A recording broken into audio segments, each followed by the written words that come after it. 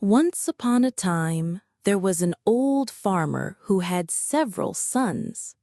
The brothers often argued with each other.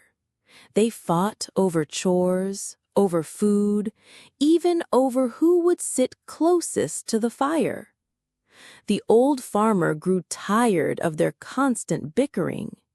One day, he called them all together and gave them a bundle of sticks tied with rope. He said, "Try to break these sticks." Each son took the bundle and tried to snap it, one by one. They twisted it, pulled it, slammed it, but the sticks wouldn't break. Then the old man untied the bundle and handed each son a single stick. "Now break these," he said.